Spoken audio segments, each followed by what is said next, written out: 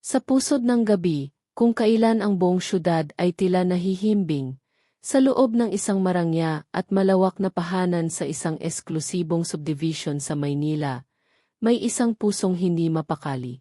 Si Lina, 24 na taong gulang, isang kasambahay na may mga pangarap na kasing taas ng mga skyscraper, na natatanaw niya mula sa bintana ng kusina, ay nakayuko sa lumang mesa sa silid kainan.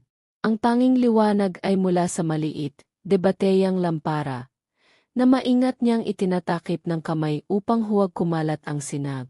Bawat kaluskos sa labas, bawat lagitik ng lumang kahoy ng bahay, ay nagpapatindig ng kanyang balahibo. Ang kanyang hininga ay mababaw, ang dibdib ay kumakabog na parang hinahabol ng kung ano. Sa kanyang harapan, nakalatag ang mga librong pilit niyang itinatago, ang kanyang pinakamahalagang yaman, at ang kanyang pinakamalaking sekreto. Ang takot na mahuli ng kanyang amo, ang strikto at tila laging seryosong si Emma Richard Thompson, ay parang malamig na bakal na nakadagan sa kanyang puso.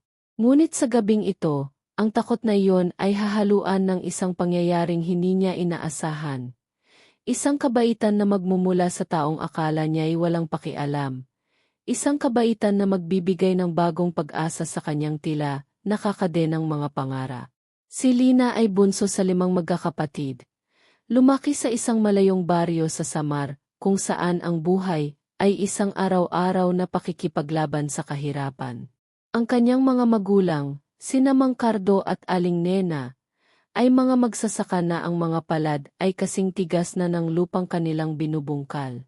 Bata pa lamang si Lina, namulat na siya sa katotohanang ang edukasyon ay isang luho na hindi nila basta-basta makakami. Ngunit sa puso ni Lina, nag-aalab ang pagnanais na makatapos.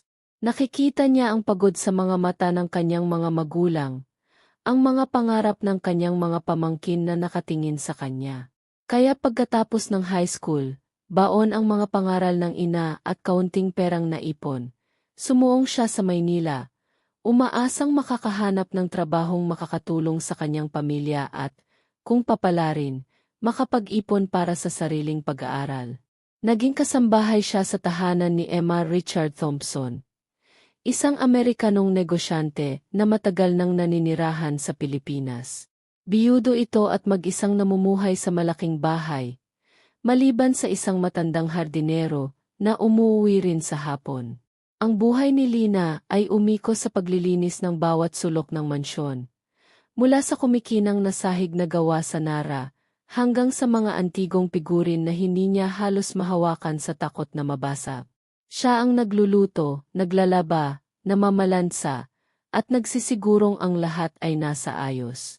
Ang kanyang araw ay nagsisimula, bago pa man tumilaok ang manok, at nagtatapos kapag ang buwan na lamang ang gising. Si Emma Richard ay isang taong bibihira niyang makaharap ng matagal. Karaniwan, sa umaga, bago ito pumasok sa opisina, magbibigay ito ng mga utos.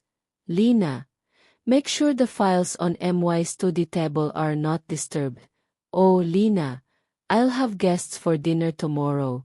Prepare something light. Laging formal ang tono nito. Ang mga mata ay tila laging may sinusuri. Walang ngiti, walang gaanong emosyon. Para kay Lina, si Emma Richard ay parang isang estatwa sa museo. Hinahangaan sa yaman at estado. Ngunit hindi mo malapitan o maunawaan. Ang tanging personal na bagay na alam niya tungkol dito ay ang larawan ng isang magandang babae sa tabi ng kama nito. Marahil ang yumaong asawa, na minsan niyang nasilip ng bukas ang pinto ng silid nito. Sa kabila ng pagiging abala at pagod, hindi kinalimutan ni Lina ang kanyang pangarap. Bawas sentimo na sobra sa kanyang ipinapadala sa probinsya, ay maingat niyang iniipon. Sa mga araw ng kanyang day off, pumupunta siya sa mga tindahan ng segundamanong libro sa Ekto. Naghahanap ng mga murang aklat sa basic accounting, business math, at English communication. Ang mga librong iyon ang naging kanyang mga lihim na kaibigan, ang kanyang tanggulan laban sa kalungkutan at pangungulila sa pamilya. Minsan, habang nag-aral sa gabi, naiisip niya ang kanyang ina. Naalala niya ang mga bilin nito bago siya umalis. Anak, magkakabait ka dyan.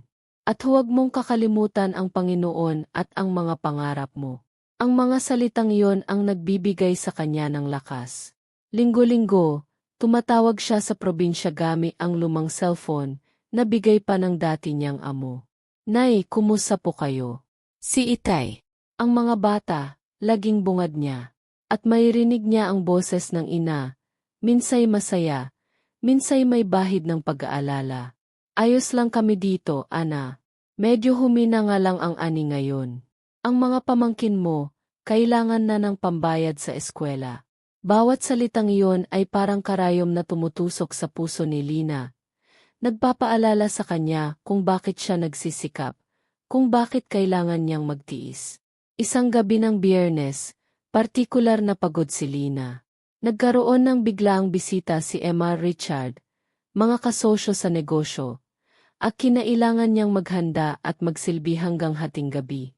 Nang makaalis na ang mga bisita at matapos na niyang ligpitin ang lahat, 2:00 na ng madaling araw. Ang kanyang mga mata ay nanlalabo na sa antok. Ang kanyang likod ay kumikiro. Ngunit may pagsusuli siya sa sarili. Isang chapter sa accounting na kailangan niyang matapos basahin. Dahan-dahan siyang pumunta sa silid kainan. Ang buong bahay ay nababalot na sa katahimikan. Inilabas niya ang kanyang libro at maliit na lampara mula sa taguan nito sa ilalim ng isang kabine. Umupo siya sa sahig, sumandal sa dingding at nagsimulang magbasa. Ang bawat salita ay tila lumalanggoy sa kanyang paningin. Ilang beses siyang napapapikit. Nilalabanan ang anto. Hindi niya namalayan, ang kanyang ulo ay bahagyang tumagilid. Ang kanyang pagbabasa ay naging bulong na lamang. Bigla, isang tunog ang gumising sa kanyang ulira. Mayabak, pababa ng hagdan. Nanigas si Lina sa kanyang kinaupuan. Ang kanyang puso ay tila umakyat sa kanyang lalamunan. Ang mga yabag ay palapit ng palapit. Pagkatapos, isang anino ang kumabon sa kanya, at sa liwanag na nagmumula sa siwang ng kurtina, nakita niya ang figura ni Emma Richard. Nakatayo sa pintuan ng silid kainan, ang mukha ay hindi maipinta. Nabitawan ni Lina ang kanyang libro.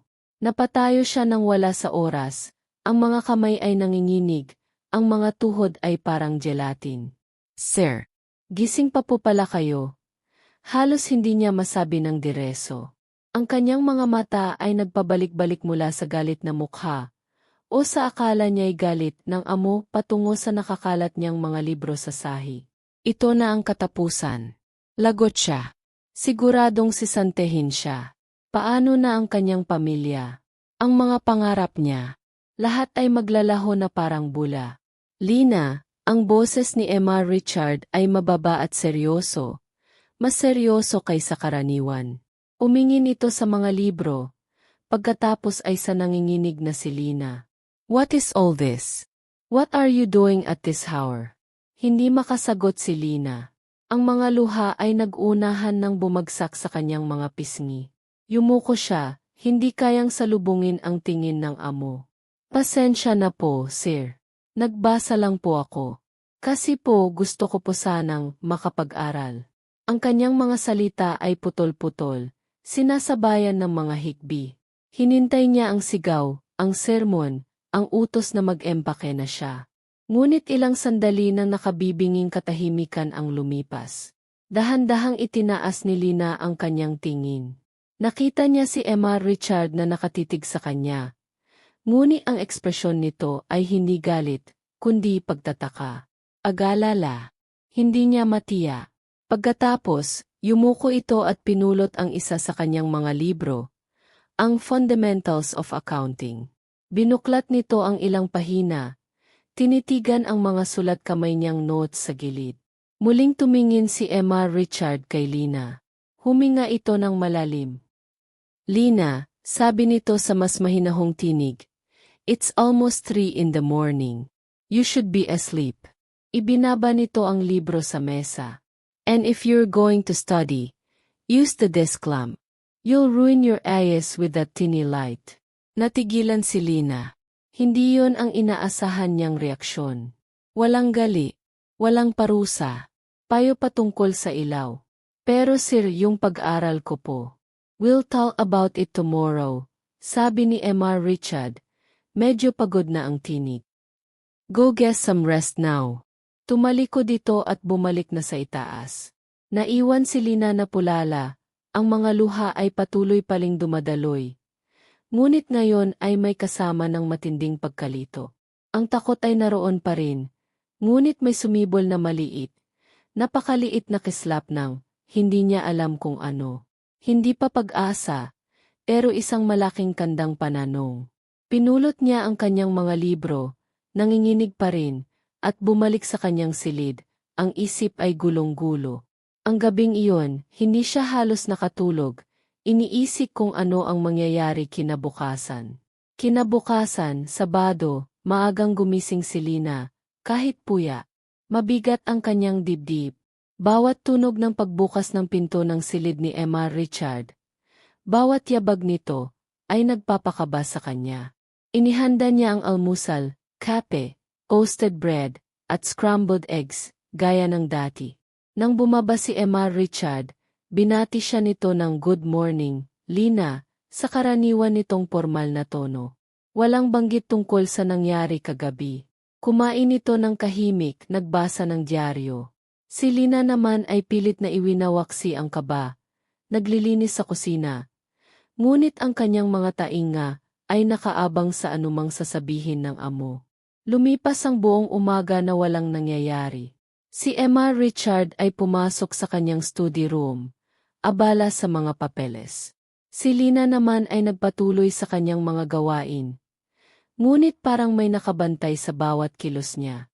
Pakiramdam niya, anumang oras ay tatawagin siya. Nang hapon na, habang nagdidilig si Lina ng mga halaman sa hardin, lumabas si Emma Richard. Lina, awag nito. Napahinto si Lina, humarap. Po, sir. Come to the living room. I want to talk to you, sabi nito. Sumunod si Lina, ang puso ay muling kumabog ng malakas. Ito na siguro yon. Naupo si Emma Richard sa paborito nitong armchair. Si Lina ay tumayo sa dikalayuan. So, simula ni Emma Richard. You want to study accounting? Tumango si Lina. Oo po, sir. Pangarap ko po pala gayon. BYY accounting, tanong nito, ang mga mata ay seryosong nakatingin sa kanya. Para po makatulong sa pamilya ko, sir. Para po magkaroon sila ng mas magandang buhay. At para na rin po sa sarili ko. Gusto ko pong may marating. Tumango-tango si Emma Richard. Education is a powerful tool, Lina. It can change lives. I know that. Saglit itong natahimik. Tila may malalim na iniisip. My late wife, she was a teacher. She believed strongly in the power of education to uplift people.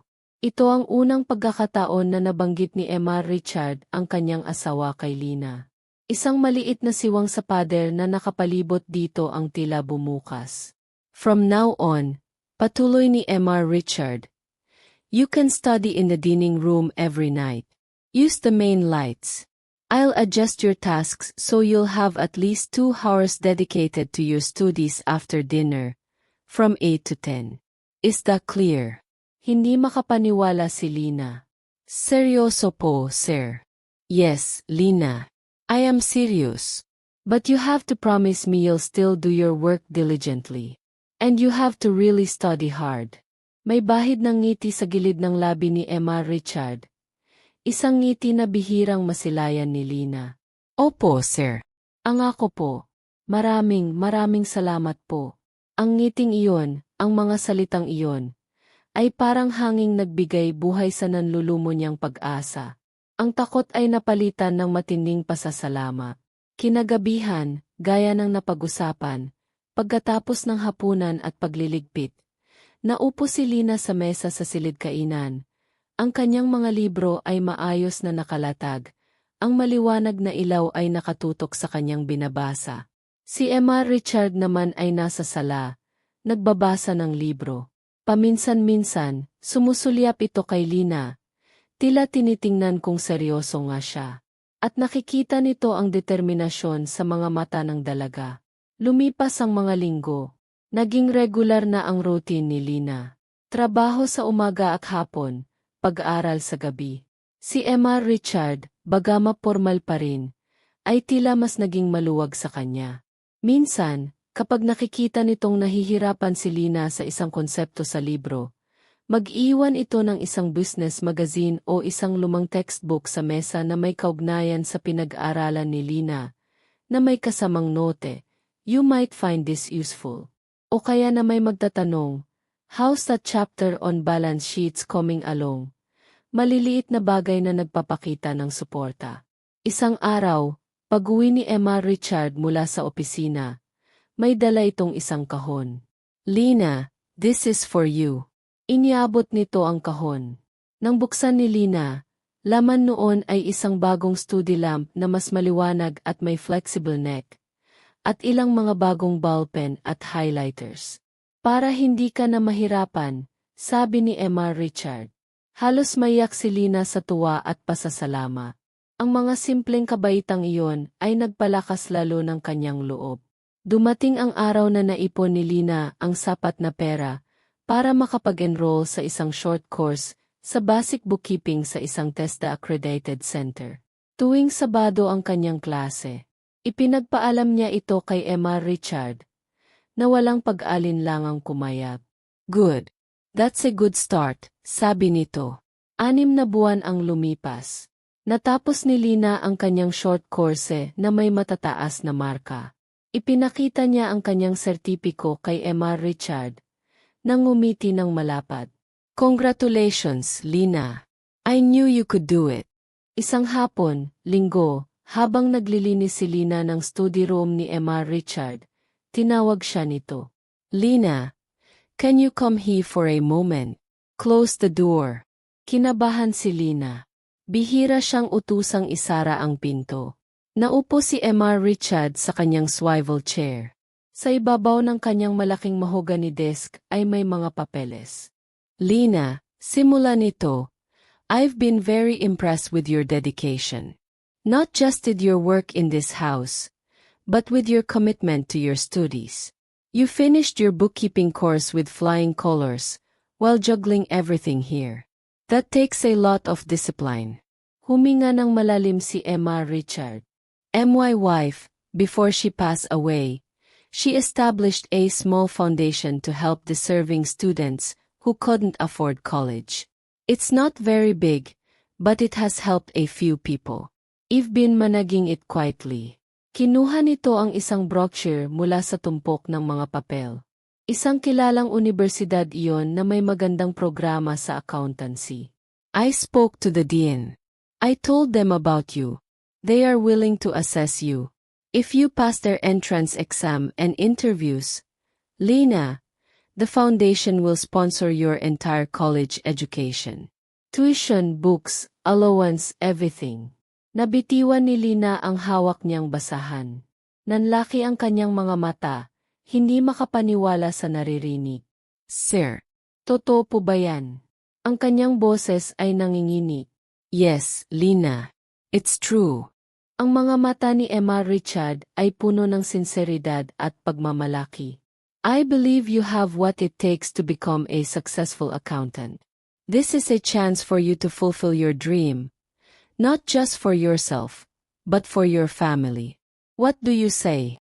Ang mga luha na kanina pa nagbabanta ay bumuhos na ng kuluyan. Napaluhod si Lina sa sahig, hindi dahil sa pagod, kundi dahil sa bigat ng emosyon na hindi na niya kayang dalhin habang nakatayo. "Sir, wala po akong masabi. Hindi ko po alam kung paano kayo pasasalamatan. Sobra-sobra po ito. Isang pangarap lang po ito dati ngayon." Hindi na niya matapos ang kanyang sasabihin, dahil sa mga hikbi. Tumayo si Emma Richard, lumapit kay Lina, at marahang tinulungan itong tumayo. Iniabot nito ang isang panyo. "Hey, it's okay," sabi nito sa malumanay na tinig. "You earned this, Lina. This isn't charity. This is an investment in someone I believe in. Someone my wife would have been proud to help." Niyakap ni Lina ang Brookshire na tila iyon ang pinakamahalagang bagay sa mundo. Pangako po, sir. Hinding-hindi ko po sasayangin ito. Mag-aral po ako ng sobra-sobrang mabuti. Gagawin ko po ang lahat para makatapos at masuklian ang kabutihan ninyo. Nang gabing iyon, masayang-masaya si Lina na tumawag sa kanyang pamilya. Nay, tay, may maganda po akong balita. Makakapagkolehiyo na po ako. Accountancy po. May tutulong po sa akin. Narinig niya ang sigawan ng tuwa sa kabilang linya. Ang mga umiiyak na boses ng kanyang ina at mga kapatid. Ang basbas ng kanyang ama. Ang biyaya ay dumaloy, hindi lang sa kanya, kundi sa buong pamilya. Lumipas ang 4 na taon.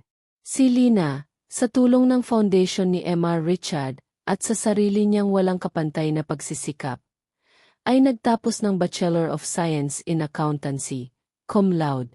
Sa kanyang graduation, naroon si Emma Richard, nakangiti mula sa audience, pumapalakpak ng malakas.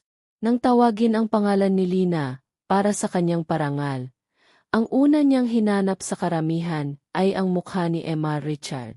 Nagtama ang kanilang mga mata, at sa ngiti nito, nakita ni Lina ang taos-pusong saya ng isang taong naging tulay sa kanyang mga pangarap. Pagkatapos ng graduation, niyakap ni Lina si Emma Richard. Sir, maraming salamat po. Kung hindi po dahil sa inyo, hindi ko po ito mararating. You did this, Lina, sabi ni Emma Richard. Inapik ang kanyang balikat. I just opened the door. You were the one who bravely walked through it and persevered. Hindi nagtagal, nakapasa si Lina sa CA board exam. Nakakuha siya ng magandang trabaho sa isang malaking accounting firm. Ang unang sweldo niya, malaking bahagi ay ipinadala niya sa kanyang pamilya. Nakapagdatayo sila ng mas maayos na bahay, at ang kanyang mga pamangkin ay nakapag-aral na ng walang alalahanin sa gastusin. Si Lina ay hinina ang dating kasambahay na takot mahuli sa pag-aaral. Isa na siyang matagumpay na certified public accountant.